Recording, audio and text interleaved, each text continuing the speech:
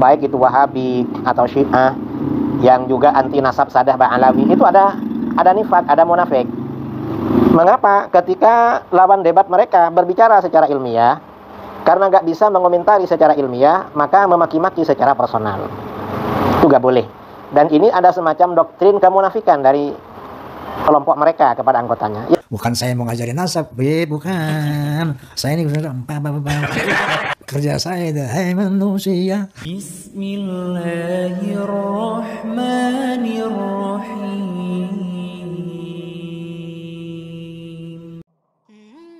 Assalamualaikum warahmatullahi wabarakatuh. Sahabat muslim yang dirahmati Allah subhanahu wa ta'ala. Berjumpa lagi dengan channel Hasika Wafa. Sebelumnya kami ucapkan banyak terima kasih dan kami doakan, semoga Allah subhanahu wa ta'ala senantiasa memberikan kesehatan dan menjauhkan kita dari segala musibah dan bencana. Amin ya robbal alamin. Pada video sebelumnya, kita telah membahas pernyataan Ustadz Idrus Ramli yang menyebut bahwa Haji Rhoma Irama sebagai orang yang munafik. Pada video kali ini, channel Hasika Wafa akan membahas tentang salah satu pernyataan dari Ustadz Idrus Ramli, yang kembali menyebut bahwa kelompok Salafi Wahabi anti terhadap nasab Ba'alawi di Indonesia, dan mereka termasuk ke dalam orang-orang yang munafik. Pernyataan tersebut beliau sampaikan dalam ceramahnya, menjawab pernyataan dari jamaah tentang tanggapan beliau, terhadap kelompok Salafi Wahabi yang dinilai anti terhadap nasab habaib. Kita ketahui bersama, saat ini polemik nasab Ba'alawi masih terus terjadi, antara kelompok yang mendukung dan juga bertentangan dengan nasab Ba'alawi di Indonesia. Dalam ceramahnya Ustadz Idrus Ramli mengatakan, bahwa kelompok yang anti nasab seperti Salafi Wahabi dan Syiah, selalu menyerang personal jika mereka kalah dengan lawat debat mereka. Hal semacam itu termasuk ciri tanda orang-orang yang munafik. Menurut Ustadz Idrus Ramli, kelompok Wahabi Salafi jika kalah debat secara ilmiah, maka mereka akan menyerang secara personal terhadap lawan debatnya tersebut. Kelompok tersebut juga menyampaikan doktrin kemunafikan terhadap murid-murid mereka. Hal itu merupakan suatu kesombongan karena menentang dalil kebenaran yang tidak bisa mereka bantah dengan ilmiah. Kata Ustadz Idrus Ramli menjawab pertanyaan jamaahnya tersebut. Berikut kita dengarkan pernyataan dari Ustadz Idrus Ramli, tentang kelompok Wahabi yang dinilai anti terhadap nasab Ba'alawi, dan mereka dianggap ciri kelompok yang munafik yang penuh kesombongan. Apabila dia berdebat, maka berbuat jahat. Apa berbuat jahat? Dia tidak menanggapi lawan debatnya secara ilmiah, tetapi mengalihkan pembicaraan pada persoalan lain. Dan cenderung ini memaki-maki secara pribadi, menyerang personal. Dan itu gak boleh, itu tanda-tanda orang munafik namanya. Karenanya aliran-aliran sesat itu ada nifaknya. Ada ciri-ciri munafik ada pada mereka, baik itu Wahabi atau Syiah, yang juga anti nasab Sadah Ba'alawi, itu ada nifak, ada munafik. Mengapa? Ketika lawan debat mereka berbicara secara ilmiah, karena nggak bisa mengomentari secara ilmiah, maka memaki-maki secara personal. Itu nggak boleh. Dan ini ada semacam doktrin kemunafikan dari kelompok mereka kepada anggotanya. Yang kedua, seperti ini juga menjadi pertanda kesombongan. Berarti ketika pihak lawan menyampaikan dalil, argumen atau hujah, nggak bisa dibantah, itu berarti kan kebenaran. Kebenaran itu dari siapapun, hatta dari musuh, harus diterima. Kalau enggak, lalu dia membicarakan masalah lain, itu kesombongan. Sahabat muslim yang dirahmati Allah subhanahu wa ta'ala. Belakangan ini kegaduhan mengenai nasab Ba'alawi di Indonesia, memang masih menjadi pembahasan yang belum ada ujungnya. Nasab Ba'alawi sendiri merupakan sebuah klan atau garis keturunan, yang tinggal di berbagai negara, dan dipercayai sebagai zuriyah Nabi Muhammad SAW.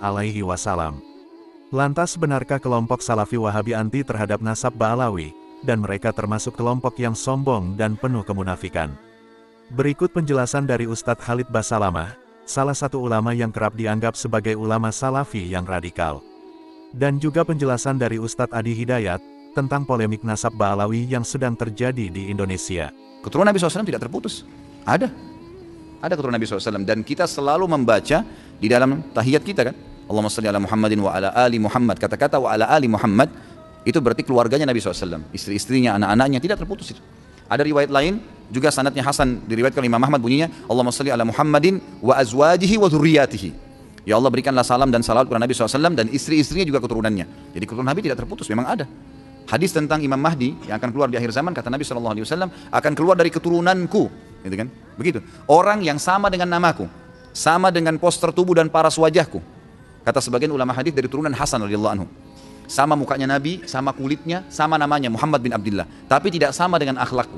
Karena mungkin tidak mungkin sama dengan akhlak Nabi SAW. Yang akan keluar dari Madinah, lalu ke Mekah dan dibaiat oleh 300 orang, kemudian dia menuju ke negeri Syam sampai di masjid yang terkenal dengan Menara Putih, Masjid Menara Putih. Di sana dia mau sholat asar, kemudian turunlah Isa alaihissalam dan menjadi makmum ya, kepada dia, lalu kemudian bersama-sama ke Palestina. Tentu ini riwayatnya panjang, saya ringkaskan. Tapi di sini ada perkataan Nabi SAW yang mengatakan akan keluar dari keturunanku.